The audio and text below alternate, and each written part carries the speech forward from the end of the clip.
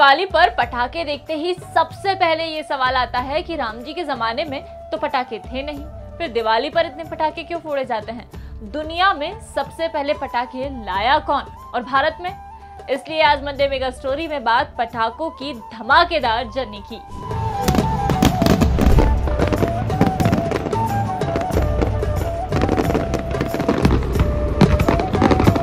पटाखे चाइना का माल है, मतलब चाइना की देन है। सबूतों के अनुसार लगभग 2200 साल पहले चाइना के लुयांग में पटाखे फोड़े गए थे। ये पटाखे बांस की छड़ी होती थी जिन्हें आग में डालने पर तेज आवाज आती थी। चाइना में माना जाता था कि इस आवाज से डरकर बुरी आत्माएं, विचार और दुर्भाग्य भाग जाएंगे। आप सोच रहे होंगे कि ये तो बांस वाले पटाखे थे, फिर वो पटाखे कहां से आए जो हम इस्तेमाल करते हैं? इसके पीछे भी चाइना ही है। 19वीं सदी में कुछ चीनी सैनिकों ने पहाड़ से पीले रंग की मिट्टी लेकर एक बगीचे में डाली, जहां पहले से कोयले के कुछ टुकड़े पड़े हुए थे। दूसरे दिन तेज धूप निकली और एक धमाका हुआ। दरअसल वो पीली मिट्टी सल्फर थी, जो पोटेशियम नाइट्रेट और चारकोल के साथ मिलकर बारूद बन गई। चीनियों ने इस बारूद को बांस की नली में भरकर पहली बार हैंडमेड पटाखे बनाए। बाद में बांस की जगह कागज का इस्तेमाल किया जाने लगा। 13वीं से 15वीं शताब्दी तक ये पटाखे चीन से निकलकर यूरोप और अरब तक पहुंच चुके थे और इसके बाद अमेरिका भी। यूरोप का कहना है कि बारूद का फॉर्मूला सबसे पहले रॉजर बेकर नाम के रसायनविद ने खोजा था। अपनी प्रजा को खुश करने के लिए यूरोप के शासक आतिशबाजी करवाते थे। ठीक ऐसा ही अमेरिका में भी अपने पहले स्वतंत्रता दिवस के जश्न से लेकर अब तक चला आ रहा है। 300 ईसा पूर्व रचे गए कौटिल्य के अर्थशास्त्र में पटाखे जैसी एक अग्नि चूरण का जिक्र है। ठीक ऐसे ही 18वीं शताब्दी में लिखी गई वैशंपायन की नीति प्रकाशिका में भी ऐसे चूरण का उल्लेख है। लेकिन हमारे यहाँ कभी भी पटाखे परंपरा नहीं बने।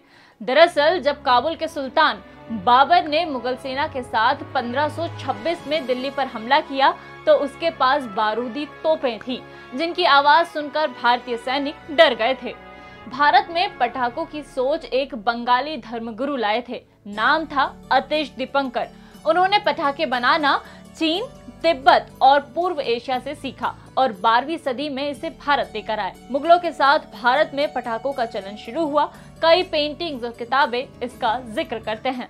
हाथी जैसे बड़े जानवरों को प्रशिक्षण देने से लेकर आतिशबाजी के जरिए राजाओं के रॉयल एंटरटेनमेंट तक अलग अलग त्योहारों, शादियों और जश्न में आतिशबाजी खूब प्रचलित हुई।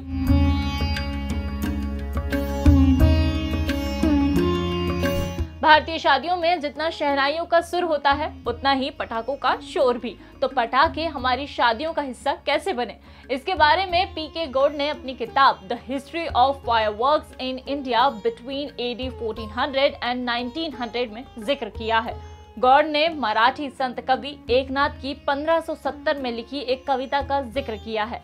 इसमें रुक्मिणी और कृष्ण के विवाह में आतिशबाजी होने की बात है। शादी में आतिशबाजी का जिक्र सतीश चंद्र की किताब मध्यकालीन भारत में भी मिलता है। उन्होंने लिखा है कि बीजापुर के सुल्तान इब्राहिम आदिल शाह ने अपनी बेटी की शादी में 80,000 रुपए सिर्फ आतिशबाजी पर खर्च किए थे। 1820 का भी एक किस्सा सामने आता है, जब बड़ौदा के महाराज सयाजी राव द्वितीय ने अपनी दूसरी शादी में 3,000 रुपए केवल आतिशबाजी पर खर्च किए थे। उस जमाने के हिसाब से एक बहुत बड़ी रकम थी। ध्यान देने वाली बात है कि 18वीं शताब्दी में भी दिवाली पर पटाखे चलाने की शुरुआत हो चुकी थी। पेशवा यांची बखार नाम की मराठी किताब में कोटा में दिवाली मनाने का जिक्र है। महाजी सिंधिया ने इस जश्न के बारे में पेशवा सवाई माधवराव को बेहद खूबसूरत शब्दों में बताया था। दिवाली का त्योहार कोटा में 4 दिन तक मनाया गया। लाखों दिए जलाए गए। कोटा के राजा ने राजधानी परिसर के बाहर 4 दिन तक आतिशबाजी करवाई। इसे पटाखों की लंका कहा गया। इसमें राक्षसों से घिरा हुआ रावण बैठा था।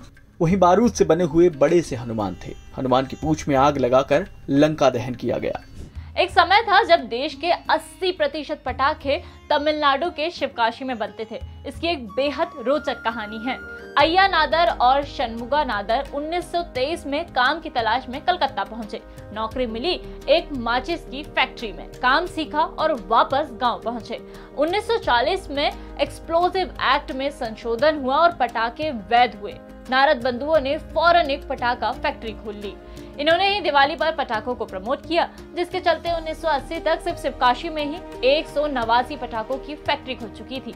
पटाखों का गढ़ बनते शिवकाशी में देश के 80% पटाखे बनाए जाने लगे, लेकिन चीनी पटाखों ने इसके मार्केट पर प्रभाव डाला। आज भारत दुनिया का दूसरा सबसे बड़ा उत्पादक है और चाइना पहला। तो ये थी भारत के 2600 करोड़ रुपए का बिजनेस देने वाले पटाखों की मंदे मेगा स्टोरी। और भी ऐसी खबरों के लिए जुड़े रहिए दैनिक भास्कर के ओरिजिनल सेक्शन से। शेयर और डाउनलोड करें दैनिक भास्कर ऐप।